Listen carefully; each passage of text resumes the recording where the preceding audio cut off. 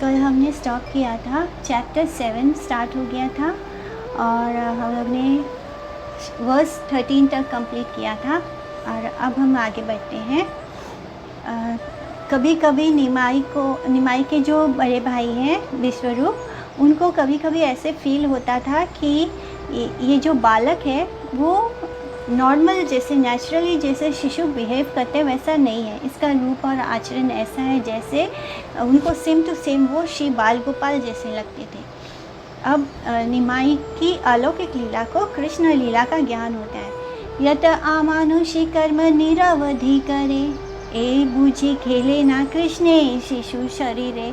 तो ये जितना भी अलौकिक कर्म निरंतर करता है, उन्हें देखकर ऐसा लगता है कि श्री कृष्ण ही इस बालक के शरीर में खेल रहे हैं, यानी उनको ये आभास हो गया कि ये साक्षात कृष्ण ही है।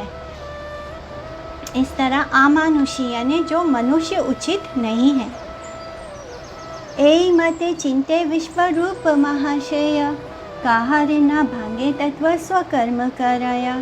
तो इस प्रकार चिंतन करके श्री विश्वरूप महाशय ये सब तत्व किसी से प्रकाश ना करके अपने कार्य में मत रहते। इस तरह वो इस गूढ़ रहस्य को किसी के सामने प्रकट नहीं कर रहे थे, लेकिन वो खुद अंदर से इस बात को महसूस कर रहे थे। सर्वशन वैष्णव संग में यानी वो सभी समय वैष्णव का संग करते थे और कृष्ण की सेवा में रहते थे। निरावधि था के सर्व वैष्णवेरा संगे, कृष्ण कथा कृष्ण भक्ति कृष्ण पूजा रंगे। तो वे निरंतर सब वैष्णवों के साथ रहकर कृष्ण कथा करते, कृष्ण भक्ति करते और कृष्ण पूजा में ही मत रहते, उसमें ही मस्त रहते वो।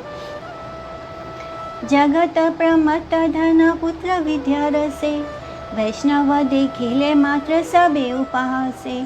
तो उस समय सारा जगत धन पुत्र विद्या रस में प्रमत्त था, यानी बहुत ही मटेरियलिस्टिक था वर्ल्ड उस वक्त। सब लोग वैष्णव को देखने मात्र से ही उपहास करते थे, उनका मजाक बनाते थे। जहाँ भी वो वैष्णव को देखते, उनको देखते ही वो उनका हंसी मजाक करने लग जाते थे। इस तरह जगत के सारे विषयी लोग समूह धन पुत्र और विद्या आदि प्राप्त करने के लिए प्राणपण से चेष्टा करते, अपने पूरा जी जान लगा देते धन पुत्र और विद्या प्राप्त करने में। लेकिन जब वो वैष्णव में ये प्रवृत्ति नहीं देखते तो उनका मजाक बनाते थे। आर्य तर्जा पड़े सब वैष्णव देखिया, यति सती तपस्वियो या विये मरिया। तो लोग वैष्णव को देखकर श्लेष से भरी पहेलियाँ उच्चारण करने लगते हैं और कहते हैं कि यति सती और तपस्वी सभी तो एक दिन मरेंगे। तो मतलब इस भक्ति करने का क्या फ़ायदा है। तो जो मटेरियलिस्ट होता है वो तो ऐसे ही सोचता है कि ये जो लोग इतनी तपस्या करते हैं, इतना व्रत उपवास रखते हैं, इतना स्ट्रिक्ट जीवन जीते हैं, अपने मटेरियली अपने सेंसेस को एंजॉय नहीं करते हैं, तो ये सब चीज़ देखकर वो यही बोलते थे कि ये लोग इतना कष्ट उठा रहे हैं, इसका क्या फ़ायदा, आखिर तो ये भी तो मरने ही वाले हैं, अपने आप को मृत्यु से तो नहीं बचा पाएंगे। तो यहाँ पे आर्य तर्जा, आर्य, इसमें आर्य का अर्थ है बंगाली भाषा में आता है छड़ा जातीय संकेतमय पद, यानी और तर्जा जो वर्ड आता है वो अरबी का शब्द है। तो इसमें इसका अर्थ होता है कवि गान या झूमर गान के समजातीय विपक्ष की निंदा कुत्सापूर्ण गान विशेष, यानी ऐसी कविताएं करना जिससे कि हम दूसरों का मजाक बनाएं, दूसरों की निंदा करें, यानी दूसरों को नीचा दिखाने वाली कविता करना। उसके वो ऐसा बोलना शुरू करते थे। जैसे शुद्ध वैष्णव को देखते थे वो उसी वक्त चरवाक मतावलंबी नवद्वीपवासी, चरवाक मतावलंबी यानी जो बहुत ही मटेरियलिस्टिक हैं और जो सिर्फ अपने सेंसेस को एंजॉय करना चाहते हैं, ऐसे पाषंडी लोग देहात्म बुद्धि के वश में होकर जागतिक काम भोग में लगे रहने में जो प्रमत्त होकर नाना प्रकार छड़ा, यानी वो उस तरह से ताने मारते थे कविताओं में और इस तरह रचना करके परिहास करते थे।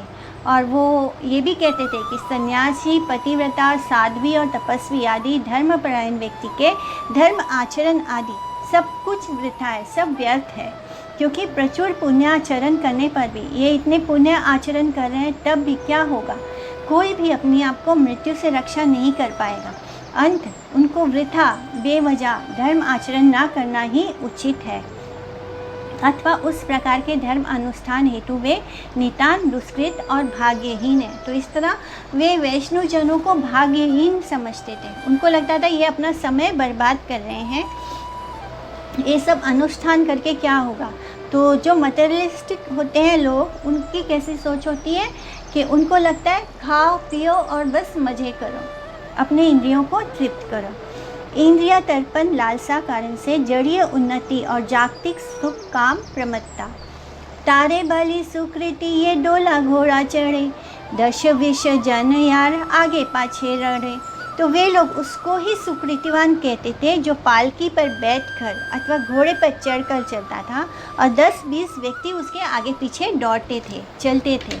तो इस तरह उनके लिए जो मटेरियलिस्टिक था, जिसके पास धन संपदा थी, जिसके पीछे जो पालकी में बैठ के, जैसे आजकल लोग जितनी बड़ी गाड़ी हो उसी तरह जो पालकी में बैठ के चढ़ता था और जो घोड़े पे बैठ के चलता था, जिसके पीछे लोग नौकर चाकर भागते हैं, ऐसे लोगों को वो सुकृतिवान बोलते थे। अन्य विचार से जो व्यक्ति ऐश्वर्य मद में मत होकर पालकी में या घोड़ा आदि पर आरोहण करके भ्रमण करते हैं एवं जिनके संग में बहुत से अनुचर या परिकर हैं और उनकी आबाद गति के निमित्त आगे पीछे धावित होते हैं, वे व्यक्ति ही भाग्यवान हैं। उन मटेरियलिस्ट लोगों को ऐसे ही लोग भाग्यवान लगते थे। नाम अपराधियों के तुच्छ दारिद्र्य नाश आदि को ही नाम कीर्तन के फल के ज्ञान से, शुद्ध भक्तों के व्यवहार दुख दर्शन से कटाक्ष।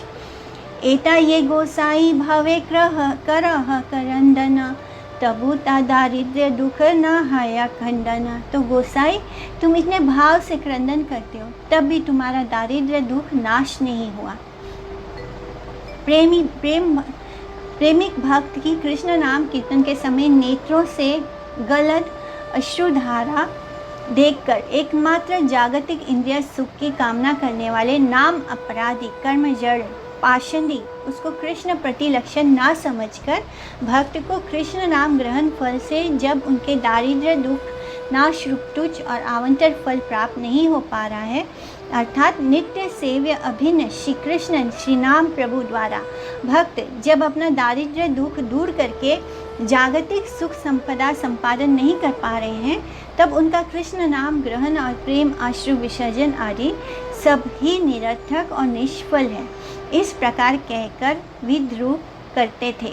तो ये जो पाषांडी थे, जो मटेरियलिस्ट लोग थे, वो कहते थे, उनको ये नहीं नज़र आता था कि जो भक्तों के आँखों से अश्रु बह रहे हैं वो कोई दुख के कारण नहीं बह रहे, उनका दुख कृष्ण है, वो कृष्ण के विरह में आंसू बहाते हैं।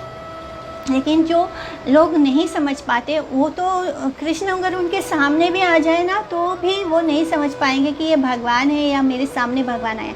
तो ऐसे लोग जब कृष्ण सामने ना हो तो और भी कितना, माने उनके लिए ये स्वीकार करना बहुत कठिन है भगवान को। तो ऐसे लोग उनका मजाक उड़ाते थे और उनके आंखों से जो प्रेम के अश्रु बहते थे वैष्णव जनों को, तो उसको भी वो हंसी करते थे। उनको लगता था कि ये इतना भगवान का नाम ले रहे हैं, फिर भी भगवान आकर इनके दारिद्र्य को दूर नहीं कर रहे हैं। तो वही पाषंडी श्री नाम और नाम आभास में अविश्वासी थे। इस कारण वे भीषण नाम अपराध के अपराधी थे। अर्थात शुद्ध नाम उच्चारण के फल से जो कृष्ण प्रेम उदय नाम आभास उच्चारण से ही जो सर्वानर्थ नाश या आत्यंतिक दुख निवृत्ति रूप मोक्ष लाभ एवं नाम अपराध फल से ही धर्मात् काम रूप तुच्छ अनित्य त्रिवर्ग प्राप्त होता है, उससे अनभिज्ञ और अविश्वासी थे। उनको कोई पता ही नहीं था कि नाम अपराध क्या है, कृष्ण नाम का आभास क्या है। यानी हम जब नाम आभास में भी कृष्ण नाम लेते हैं, जब हमारा नाम शुद्ध नहीं होता, पर वो हमारा अपराध भी नहीं होता, हम बस ऐसे नाम लेते हैं, तो उसको नाम आभास कहते हैं। तो जब हम नाम आभास भी लेते हैं तो कोटि कोटि जन्मों के, इतने जन्मों के पाप नष्ट हो जाते हैं हमारे, कि बस एक बार कृष्ण बोलने से इतने पाप नष्ट हो जाते हैं कि जितना हमें पाप करने की क्षमता नहीं है। तो ये मात्र नाम आभास से हो जाता है। और जब हम शुद्ध नाम लेते हैं तब उसका फल होता है कृष्ण का प्रेम हमारे हृदय में आ जाता है। तो ये सारी बातें इन लोगों को, दुष्ट लोगों को नहीं पता थी। वो निरंतर नाम अपराध कर रहे थे। इस तरह वो अविश्वासी थे। फिर भागवत विश्वास रहित के कारण शुद्ध भक्तगण जो भगवत सेवा सब प्रकार के दारिद्र्य, दुख, क्लेश आदि को भगवान को ही की अनुकंपा जानकर अवनतमस्तक होकर वरण करते हैं, उसमें भी अनभिज्ञ और अविश्वासी थे।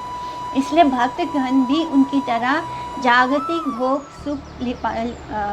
सुख लिप्सु और इंद्रिय तर्पण परायण हो जाए, ये भी वे अभिलाषा करते थे। तो इन लोगों को ये पता नहीं था कि जो भक्त होता है उसको मटेरियल लाइफ में जो क्लेश है, जो दारिद्र्य है, जो गरीबी है, ये वो भगवान की अनुकंपा मानते हैं। क्योंकि भक्त ये सोचता है कि भगवान मुझे ये सब कुछ इसलिए दे रहे हैं ताकि मैं उनको भूलूँ नहीं, ताकि मैं इस भौतिक संसार के सुख को पाकर उसमें ही ना चले जाऊँ। ये भगवान की कृपा है। भगवान की कृपा होती है तभी भगवान किसी को अपनी तरफ खींचते हैं, वरना वो सारी सुख सुविधा दे देते हैं ताकि वो उसको अपने आप से दूर कर सके। लेकिन ये जो मटेरियलिस्टिक लोग हैं वो इस बात को नहीं समझते थे। वो सोचते थे कि ये लोग भी भगवान को छोड़कर हमारी तरह इंद्रिय दर्पण परायण हो जाएं। उच्च कीर्तन से भगवान क्रुद्ध होंगे, पाषंडियों का ऐसा अनुमान। घना घना हरि हरि छाड़ दाक, क्रुद्ध हया गोसाई सुनीले बड़ा दाक। तुम तो बार बार उच्च स्वर से हरि हरि बोलते हो, ऐसा पुकारने से गोसाई क्रुद्ध हो जाएंगे। उनको लगता था कि ये लोग जो इतने ज़ोर ज़ोर से हरि का नाम लेते हैं, ऐसा करने से जो गोसाई है वो दुखी हो जाएगा, वो भगवान जो है वो दुखी हो जाएंगे, क्रुद्ध हो जाएंगे। तो वही पाषंडी गण कहते थे कि सर्वदा उच्च स्वर से नाम कीर्तन करने से गोसाई अर्थात भगवान विशेष रूप से असंतुष्ट होते हैं। एई मते बोले कृष्ण, भक्ति शून्य जने, शून्य महा दुख पाए भगवत गणे। तो कृष्ण भक्ति शून्य व्यक्ति इस प्रकार अनेक बातें कहते थे जिनको सुनकर भागवत जन महा दुख पाते थे। कोठाओ न सुने के हाँ कृष्ण रा कीर्तन, दग्ध देखे सकल संसार अनुशन। कहीं भी किसी के मुख से कृष्ण का कीर्तन सुनाई नहीं देता था। भक्तगण समस्त संसार को सर्वदा त्रिताप में दग्ध हुआ देखते थे। एक भक्ति देख पाता है कि जो मटेरियल हैप्पीनेस है वो कोई हमारे ऊपर कृपा नहीं है, वो क्या है, वो हमें कृष्ण से दूर ले जाने वाली चीज़ें हैं, जिससे कि हम कृष्ण को और भी ज़्यादा भूल जाएंगे, इस संसार में इतना खो जाएंगे कि हमारा भगवान तक पहुंचना और भी कठिन हो जाएगा। बार बार हमें जन्म ही लेना पड़ेगा क्योंकि हम इतना ज़्यादा इंद्रिय तृप्त में लिप्त हो जाएंगे। जैसे ये लोग हो गए हैं, ये सोचते हैं कि जो इंद्रियों को सुख पहुंचाने वाली चीज़ें हैं बस वही ऐसे व्यक्ति ही सही हैं, बाकी जो भक्त हैं वो बेवकूफ़ हैं। तो इस तरह भक्त है जो वो देख पा रहे थे कि किस तरह ये संसार 3 गुणों के अधीन हुआ है और 3 तापों से पूरी तरह डूबा हुआ है। कृष्ण कीर्तन भाव दर्शन से विश्व रूप का दुख बड़ा पाए विश्व रूप भगवान, ना सुने अभीष्ट कृष्ण चंद्रेरा आख्यान। तो इस तरह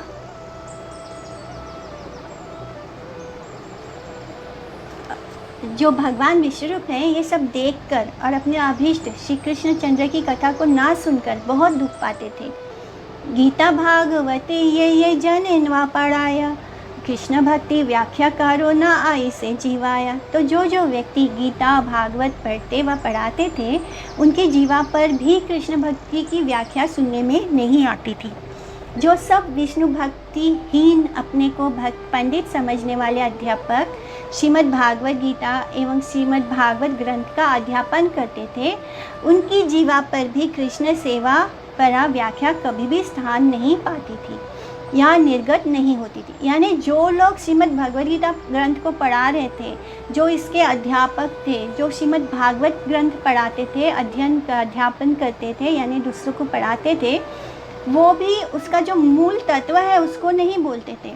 वो कृष्ण सेवा की व्याख्या ही नहीं करते थे, जो कि साक्षात कृष्ण ही है, कृष्ण की वाणी है, उसके बारे में वो बोलते ही नहीं थे। माने वो उसको मायावादी स्वरूप में पढ़ाते थे।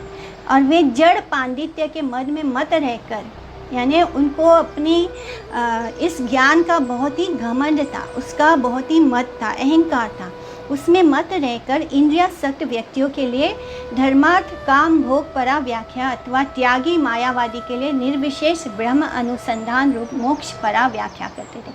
यानी वो कम्प्लीटली मायावादी फिलॉसफी से भगवद गीता और भागवतम का ज्ञान बांट रहे थे, और उस ज्ञान का उन्हें बहुत ही ज़्यादा अहंकार था। और उनके मुख से जो भगवद गीता जो हमें बताती है भक्ति, कृष्ण भक्ति का द्वार जो खोलती है भगवद गीता, श्रीमद् भागवतम बताता है कि कैसे वो भक्ति को करना है, कैसे कृष्ण की सेवा करनी है। इस बात को ही उन्होंने पूरा गायब कर दिया भगवद गीता और भागवतम से, और वो मायावादी फिलॉसफी का ही प्रचार कर रहे थे, और उस बात का उन्हें बहुत ही घमंड भी था। हेतुवादी का कुतर्क कुनाट्य कृष्ण भक्ति विहीन संसार, यानी कुतर्क घुसिया सब अध्यापक मरे, भक्ति है ना नाम नहीं जानाए संसारे। तो सब अध्यापक केवल कुतर्क व्याख्या में ही जीवन बिता रहे थे। जो हमारी भगवद गीता और इसका जो तत्व है, जो सार है, उसको भूलकर वो जो बोलते हैं, जो तर्क करते हैं, वो कुतर्क है, यानी वो गलत ही बोल रहे थे। संसार भक्ति का नाम तक भी नहीं जानता था, क्योंकि वो जो पढ़ा रहे थे उसमें भक्ति का कहीं कोई लेश मात्र भी भक्ति नहीं थी। वो जो पढ़ा रहे थे वो भक्ति से, कृष्ण से उन्हें दूर ले जा रहे थे। मायावाद फिलॉसफी क्या है कि उसमें व्यक्ति खुद को ही भगवान मानता है। तो इस तरह अद्वैतवाद का प्रचार कर रहे थे, मायावाद का प्रचार कर रहे थे, जहाँ पे भक्ति दूर दूर तक नहीं थी। घुसिया यानी घोषणा कर रहे थे, व्याख्या कर रहे थे, प्रकाश कर रहे थे, जिसमें भक्ति नहीं था। भक्तिहीन जीवों की दुर्दशा देखकर उनके दुख से दुखी अद्वैत आदि शुद्ध भक्तों का क्रंदन। तो जो अद्वैत आचार्य और बाकी के जो भक्तों का समूह था, जो अद्वैत आचार्य के घर इकट्ठा होता था, वो सब लोग इस तरह देखकर, संसार की दशा दुर्दशा देखकर बहुत ही दुखित होते थे और बहुत ही रोते थे, क्रंदन करते थे। अद्वैत आचार्य आदि यथा भक्त गणा जीवेरा कुमति देखी कराए क्रंदना। तो कुमति यानी जिसका एक होता है सुमति, यानी हमारी जो बुद्धि है वो अच्छी है, उसको बोलते हैं सुमति। और कुमति यानी जिसकी बुद्धि खराब हो गई है, जो गलत रास्ते पे चला है, वो कुमति। तो श्री अद्वैत आचार्य आदि जितने भक्तगण थे, सब जीवों की इस प्रकार कुमति देखकर क्रंदन करते थे। संसार में कृष्ण भक्ति विहीन जनों को देखकर विश्व रूप का दुसंग वर्जन रूप संन्यास ग्रहण की इच्छा। दुखे विश्व रूप प्रभु मने मने गणे, ना देखी वा लोक मुख चली आन वने। तो श्री विश्व रूप दुखी होकर, क्योंकि वो बहुत यंग थे, वो और इतने समझदार, क्योंकि वो साक्षात भगवान संकर्षण ही है। तो वो जब देखते हैं इस संसार में इतना माने ऐसे मटेरियल लोग हैं, और ये सब कुछ देखते हैं कि कहीं भी भक्ति नहीं है, कोई कृष्ण सेवा नहीं करना चाहता, कृष्ण के मुख में कृष्ण का नाम ही नहीं आता।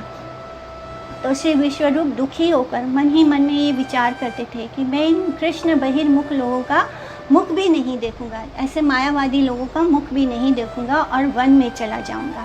अद्वैत सभा में प्रातःकाल विश्वरूप का प्रतिदिन गमन। उषा काले विश्वरूप करी गंगा स्नान, अद्वैत सभाए आसी हया उपस्थाना। तो श्री विश्वरूप प्रतिदिन प्रातःकाल में गंगा स्नान करके श्री अद्वैत आचार्य की सभा में आकर उपस्थित हो जाते थे। विश्वरूप की कृष्ण भक्ति परा व्याख्या से श्री अद्वैत का हर्ष। सर्वशास्त्रे बाखाने न कृष्ण भक्ति सार, सुनिया अद्वैत सुखे करे न हुंकार।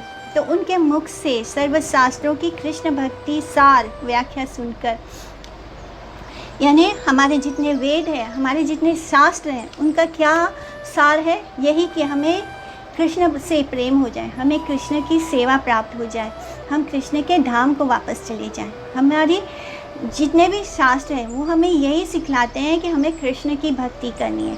तो यही चीज़ जब वो विश्वरूप में देखते हैं, जब विश्वरूप के मुख से सब शास्त्रों का कि कृष्ण भक्ति सार व्याख्या सुनते हैं, तो श्री अद्वैत प्रभु बहुत ही खुश होते हैं।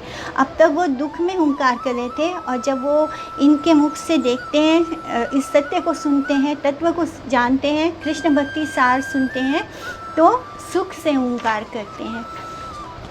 वैष्णव पूजा को विष्णु पूजा अपेक्षा श्रेष्ठ जानकर जगत गुरु अद्वैत का स्वाभिष्टार्चन छोड़कर विश्वरूप को आलिंगन रूप वैष्णव आचार शिक्षा का दान। पूजा छाड़ी विश्वरूपे धरी करे कोले, आनंदे वैष्णव सब हरि हरि बोले। तो वे पूजा करना छोड़कर शिव विश्वरूप को आलिंगन कर लेते तथा सब वैष्णव आनंद से हरि हरि बोलने लगते।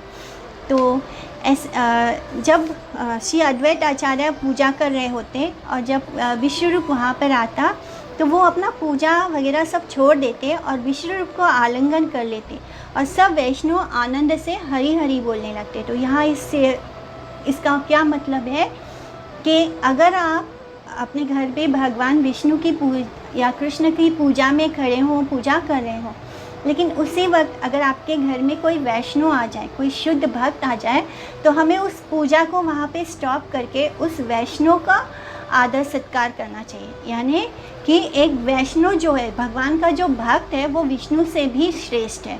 तो यही बात यहाँ पर अद्वैत आचार्य हमको सिखा रहे हैं। कृष्णानंदे भक्त गण करे सिंहानाद, कारो चित्ते आर नाही स्फुराए विषाद।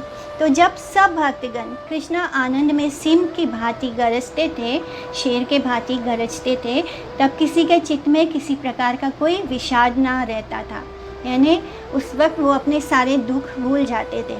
विश्वरूप और भक्तों की परस्पर संग त्याग में अनिच्छा। विश्वरूप छाड़ी केहा नाही आए घरे, विश्वरूप ना आई से ना अपन मंदिरे। तो कोई भी भक्त विश्वरूप को छोड़कर अपने घर ही नहीं जाना चाहता था। इतना विश्वरूप से सब अट्रैक्ट हो गए थे, उनकी बातों से, वो जो बोलते थे उनको देखकर। इधर विश्वरूप भी उन्हें छोड़कर अपने घर में नहीं आते थे। ना विश्वरूप अपने घर जाना चाहते थे और ना भक्तगण विश्वरूप को छोड़कर अपने घर जाना चाहते थे। भक्तगण जिस प्रकार विश्वरूप का परित्याग करके घर नहीं जाते थे, उसी प्रकार विश्वरूप भी शुद्ध भक्तों का संग त्याग कर अपने घर नहीं जाते थे। भोजनार्थ विश्वरूप को लाने के निमित्त सची का विश्वम्भर को प्रेरणा। रंधावा करिया सची बोले विश्वम्भरे, तोमार अग्रजे गिया आना सत्वरे। तो रसोई करने के बाद सची माता विश्वम्भर यानी निमाई से कहती कि जल्दी से जाकर अपने बड़े भाई को ले आओ। अद्वैत सभा में निमाई का आगमन। मायेरा आदेशे प्रभु अद्वैत सभाए, आई से ना अग्रेजेरा ला बार छलाए। तो माँ के आदेश से प्रभु अद्वैत सभा में अपने बड़े भाई को लेने के बहाने आते थे। अद्वैत सभा में निमाई का भक्तों की कृष्ण संकीर्तन रूप इष्ट गोष्ठी का दर्शन। आसिया देखे न प्रभु वैष्णव मंडला, अन्य करे ना कृष्ण कथन मंगला। तो प्रभु आकर देखते कि वैष्णव मंडल परस्पर मंगलमय कृष्ण कथा की विवेचना कर रहा है। तो सभी मिलकर आपस में कृष्ण कथा कर रहे हैं, कृष्ण के बारे में बातें कर रहे हैं। ये सब कुछ वो उस सभा में आकर देखते। किस बहाने से? जब वो उनकी माँ बोलती कि अपने बड़े भाई को लेकर आ जाओ भोजन करने के लिए, तो इस तरह वो भी अद्वैत आचार्य के उस सभा में पहुँच जाते।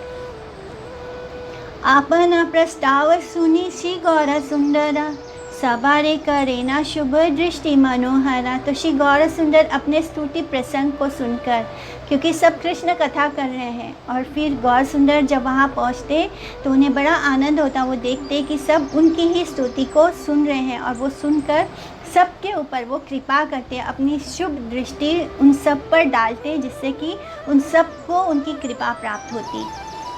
प्रति अंगे निरूपमा लावण्य सीमा, कोटि चंद्र नहे एखा न खेरा उपमा। तो प्रभु के प्रति अंग में इस प्रकार निरूपम लावण्य की सीमा है कि उनके एक नख की उपमा कोटि कोटि चंद्रमा भी नहीं पा सकता। भगवान का एक एक अंग इतना सुंदर है हर अंग जैसे प्रकाशित हो रहा है, और जो उनके नाखून है, उनका एक नाखून कोटि कोटि चंद्रमा से भी ज़्यादा रोशनी प्रदान करता है। यानी कोटि, इतना चंद्रमा भी एक साथ आ जाए तब भी वो उस नाखून की जो आभा है, उसकी जो रोशनी है, उसको पार नहीं कर सकता। विश्वरूप को आह्वान पूर्वक मातृ निर्देश ज्ञापन। दिगंबरा सर्वांग धूलाए धूसरा, हासिया अग्रजा प्रति करे न उत्तरा। एक तो प्रभु का दिगंबर वेश और ऊपर से धूली से धूसरित सर्वांग, ऐसी दशा में वे हंसते हुए अपने बड़े भाई से कहते कि पूरी तरह वो मिट्टी से सने हुए होते, और फिर अपने भाई से हंसते हुए बोलते कि भोजन आई सा भाई डाके जनी ने, अग्रजा वसन धरी चले आपनी। तो भैया भोजन के लिए चलिए, माता बुला रही है। इतना कहकर प्रभु अपने बड़े भाई का वस्त्र पकड़ते और अपने साथ ले चलते। तो देखी से मोहन रूप सर्व भक्त गण, स्थगित हैया सबे करे निरीक्षण। तो विश्वम्भर के जैसे ही विश्वम्भर वहाँ आते तो उनका जो मोहन रूप का दर्शन करते सब भक्तगण, तो स्तंभित होकर एक दृष्टि, एक टक उनको देखते रहते। वो क्या बोल रहे थे, क्या सुन रहे थे, ये सब उनका ध्यान से हट जाता और एक टक होकर वो निमाई को देखते रहते। भगवत दर्शन थे भक्तों का अप्राकृत आनंद मोह या प्रेम समाधि।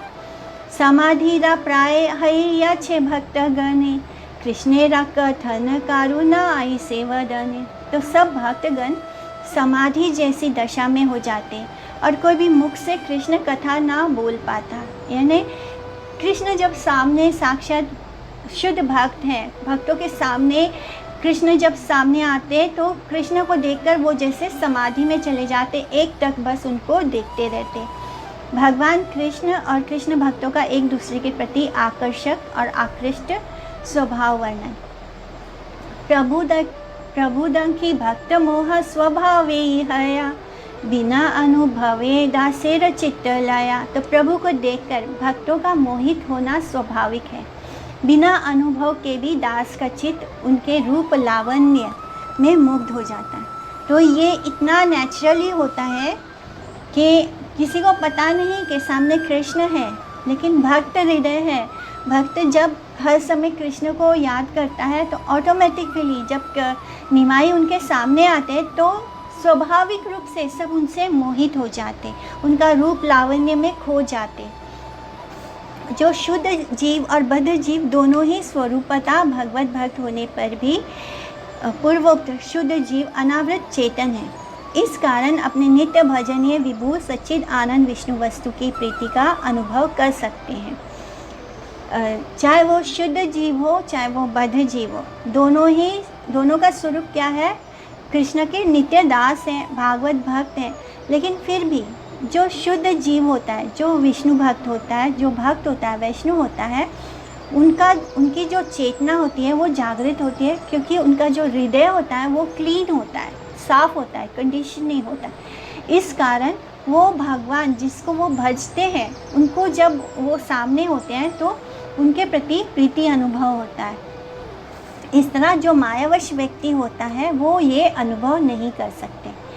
इस तरह बद्ध अनुभूति श्रेय प्राप्त होने पर, अर्थात अनर्थ समूह अवगत होने पर, जो हमारी कंडीशनिंग है, जो हमारे अनर्थ है, वो सब जब हमारे ख़त्म होते हैं, वो सारे ख़त्म हो जाते हैं। और जब हम विष्णु सेवा का आश्रय लेते हैं, शुद्ध भक्तों का संग करते हैं, साधु संग करते हैं, तब हमारा हृदय भी क्लीन होने लगता है।